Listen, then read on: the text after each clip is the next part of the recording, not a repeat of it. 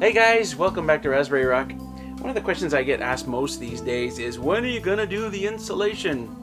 Well, I will admit, I way underestimated how long it would actually take to do the insulation. I've been working on it on and off here for, I want to say months.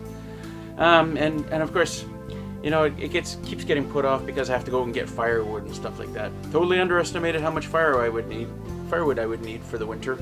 And maybe I wouldn't have used much if I had the insulation in. Yeah, I'm so smart.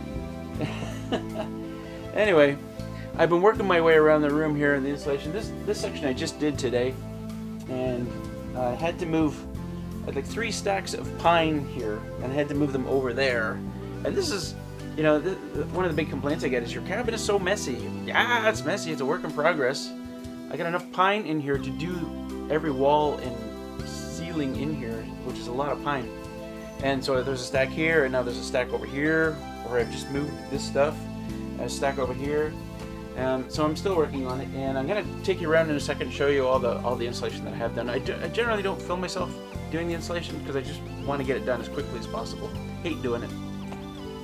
Yeah. So and then even then, I don't know if you can see this on the camera, but I moved 3 stacks of pine out of here, but I can't get a ladder in here now to get up there and finish the plastic. But anyway, this might be the first section I start with the pine, actually, because I've got a bare wall now, and I kind of don't want to start anywhere that's really visible in case I screw up. That's so typical of me, right? I'm going to start with something that you're not probably going to see, at least on camera. Yay! Oh yeah, the boss of the swamp put out a video. He's talking about his pine. He put pine in his first 3 cabins. I think it was the same kind of pine tongue here. He says, what he said is, it looks really nice, and then, you know, if you have a picture on the wall or a bear rug or something like that, and you move it, suddenly you have an outline of whatever that is on the wall, like, because the color changes, for whatever reasons, dust or I don't know what, just age, except for where the thing was. So I'm watching this video and thinking, well, that's good to know now. But I came up with this idea.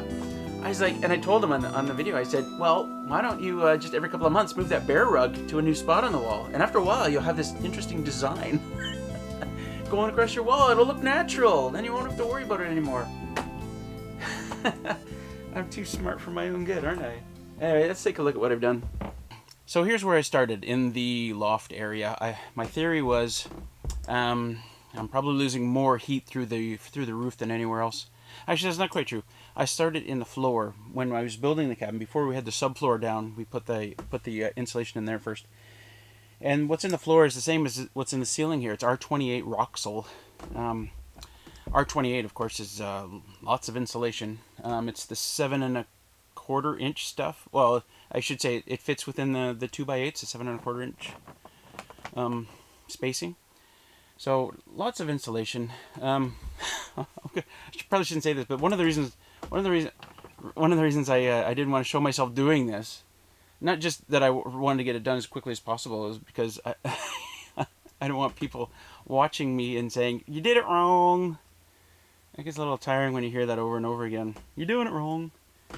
Anyway, I don't know how well you can see this, but yep, everything's of course the paper barrier's over everything and everything's taped. I've got some wires hanging out here.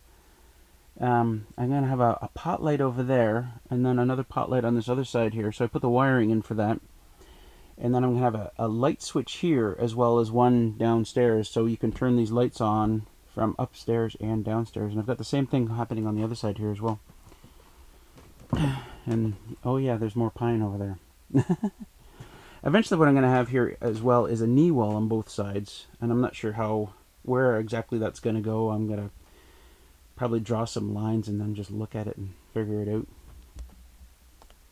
So I'm trying to hold the camera away from looking at the window because it'll just white out.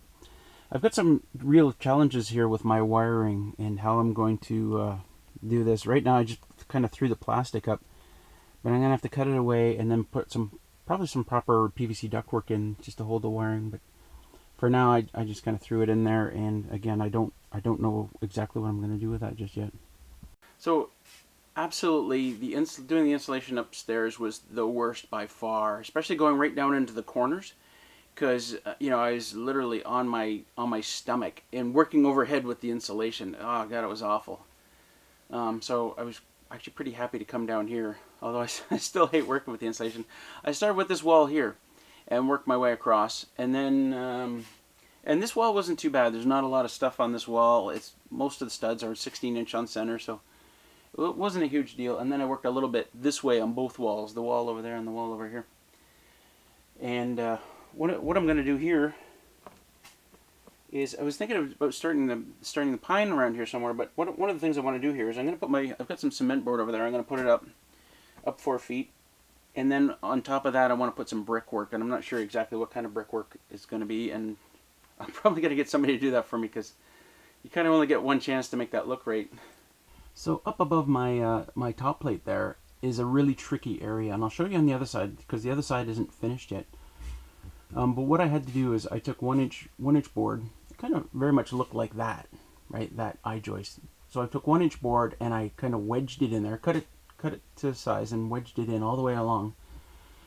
And then I took the insulation and just kind of set it on top, and it wasn't really sitting in there very well. It doesn't sit in there very well until I went and stapled up the plastic, and really the plastic is the only thing holding it up there. And I know somebody's going to give me shit about this, but it is what it is. So this is what it looks like on the other side, that side that I haven't done. And yeah, it's got to be insulated. In fact, there's 1-inch foam board on the other side of that as well. I put it up while I was building, before I put the plywood in. Yeah, I had to move my battery box to get insulation in behind there. And around the same time, I put the PVC in for the fan, because the batteries have to be vented. And just recently I was thinking about that, and I thought, you know what, I've done that all wrong, and I'm gonna take that out, and I'm gonna for a couple of reasons. One is, there's a fan in there, and if the fan ever breaks, then how do I get to it once the wall is in? And the second reason is, I think it's going to be noisy in there. So what I'm going to do is, instead of coming up and out the wall, I'm going to go down through the floor, and the fan, that white part, will actually run along the bottom of the cabin. That way I'll have access to the fan, and I won't hear it nearly as much as where it is right now. I'll have all that insulation between that fan and inside. Don't look at my crappy wiring. So yeah, I came along here. I did this section just last week. And I want to say, when you're doing, what are those cripple studs up there? When you're doing those studs, resist the urge to just space them out. Do them 16-inch on center, and then put the last one wherever it falls. You might have a little gap in there. And the reason is, you're not gaining a lot structurally. It would be marginal structural improvement to space it out. The big thing you would do something like that is for aesthetics, and once it's walled in, you're not going to see it anywhere. But if you put those in 16-inch on center, it's so much easier to do the insulation, so fewer cuts.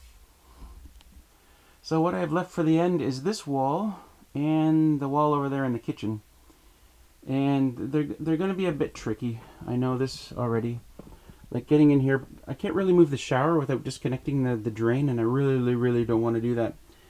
So I can, I think, kind of slide insulation up behind in there, or down from the top, but you can't slide too much insulation at once. It gets bogged down, so you have to cut it into like 1-foot sections, and then just push it one at a time. So that'll be really tricky. And then this kitchen, like I kind of was moving everything around. I had a couple of bats left, so I kind of stuck them in here over here, so I was moving everything around. But this kitchen all has to come apart when I do my insulation, so that's the last thing I'm going to do. In fact, my plan right now is I'll take the kitchen apart, I'll do all the insulation, and then I'll come right in afterwards and with the pine tongue and groove, and just do it all in one shot. And hopefully I can get that done in a couple of days, and it doesn't have to drag out.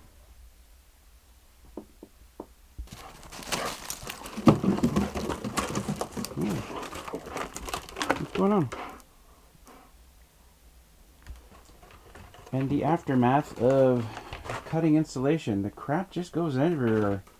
I swear I'm going to have little bits of pieces of insulation all over my property. And I'm going to be forever picking it all up. Because it just... what a mess it makes. I hate it. So that's it, guys. That's the status of my insulation. I hope you enjoyed this video. Insulation. Yay! I guess the obvious question now is the cabin staying warmer longer, or does it take less wood to heat the cabin? And yeah, absolutely. I've noticed a significant difference. It also depends on what kind of wood I'm burning, so can't say for 100%, but yeah, it does make a huge difference. Every little bit I notice. Yeah, so anyway, thanks for joining me here again at Raspberry Rock. Stay with me. If you like this video, click like. And I'll leave a comment, because I reply to most comments. At least I read every comment.